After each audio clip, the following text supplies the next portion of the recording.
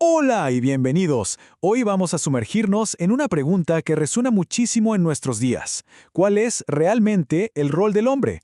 Para este análisis vamos a explorar una perspectiva teológica que nos propone a Jesucristo no solo como una figura histórica, sino como el modelo perfecto, el verdadero norte de la masculinidad según el diseño original de Dios. Y bueno, empecemos justo con esa pregunta, ¿no?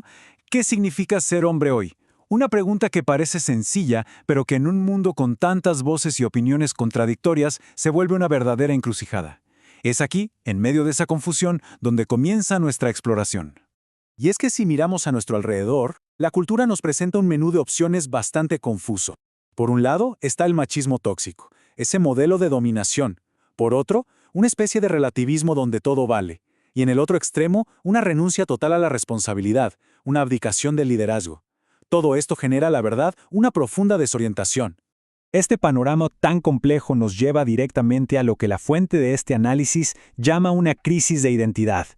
Y no se trata solo de estar confundido, sino de algo más profundo, una verdadera fractura en cómo se entiende lo que significa ser hombre.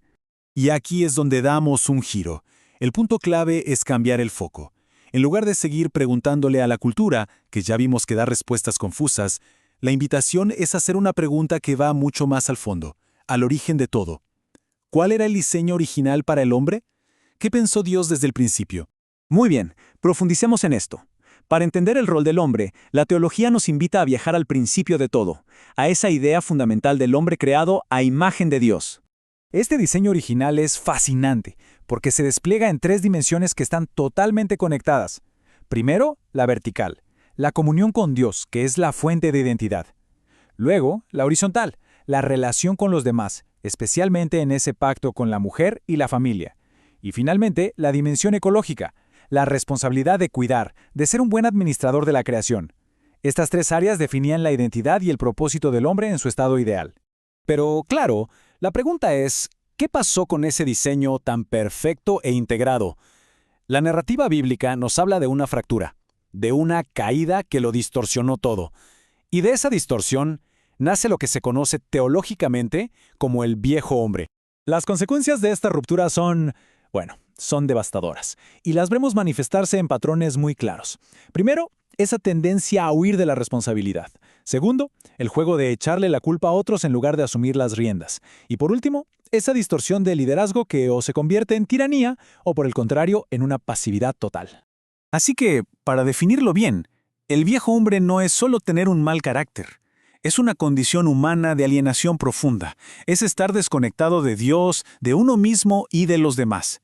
Es, básicamente, la humanidad viviendo por fuera de su manual de diseño original. Pero, frente a esta fractura, la propuesta teológica presenta una solución. Y no es una lista de reglas o un programa de autoayuda, sino una persona, Jesucristo. Él es presentado como la restauración y el modelo perfecto de lo que significa ser humano, y por ende, de lo que significa ser hombre. Este contraste que vemos aquí es absolutamente fundamental. En los escritos bíblicos se compara al primer Adán, cuya decisión trajo la fractura, con Cristo, a quien se le llama el postrer Adán o el último Adán. Del primero, heredamos una naturaleza caída, terrenal, pero del segundo se nos ofrece la increíble posibilidad de ser restaurados a una imagen celestial, a una nueva humanidad. Y aquí es donde empezamos a ver cómo luce esa masculinidad restaurada. Hablemos de su liderazgo. No es un liderazgo de poder para ser servido, sino de entrega para servir. El modelo no es tomar, sino dar. Pensemos en esto: lavó los pies de sus discípulos, dio su vida. Esto redefine por completo el rol del hombre en la familia y la sociedad, transformando la autoridad en un acto de servicio. Luego está su fortaleza, que es otro punto clave. No hablamos de una agresividad violenta, pero tampoco de una debilidad pasiva. Es una integridad de acero, inquebrantable ante la presión. Es la capacidad de decir la verdad, pero siempre en amor. Él mismo lo dijo: aprendan de mí, que soy manso, que en realidad significa fuerza bajo un perfecto control. Y este punto rompe todos los estereotipos culturales. Cristo demostró que ser vulnerable no es ser débil. Lloró, sintió un dolor profundo, se conmovió hasta las lágrimas. Una masculinidad sana, según este modelo, no reprime las emociones, sino que las vive auténticamente. ¿Por qué? Porque su seguridad no viene de una fachada de dureza, sino de saber quién es. Y finalmente, su autoridad. Él nunca la usó para controlar o someter a nadie. Al contrario, su poder era para sanar, para liberar, para restaurar. Es un poder que capacita a otros, que los levanta, en lugar de aplastarlos. Muy bien, todo esto suena increíble, pero la pregunta del millón es, ¿cómo se aplica esto a la vida diaria? Si Cristo es el modelo, ¿cómo se traduce en el día a día? Bueno, el concepto clave aquí es el de vestirse del hombre nuevo. Miren esta tabla, es súper clara. Nos muestra la diferencia práctica entre el viejo hombre y el nuevo. La transformación es súper concreta. Donde antes había falsedad, ahora hay verdad. La ira egoísta es reemplazada por un enojo justo y controlado. El egoísmo de tomar por la alegría de dar. Es un cambio de adentro hacia afuera. Pero ojo, y esta es una aclaración teológica crucial. Este nuevo hombre no es algo que uno construye con su propio esfuerzo, como un proyecto personal. Es una nueva identidad, una nueva creación que se recibe por fe. La tarea no es fabricarlo desde cero, sino revestirse, ponerse cada día esa nueva identidad que ya ha sido dada en Cristo. Este versículo es poderosísimo y captura la dimensión del ya.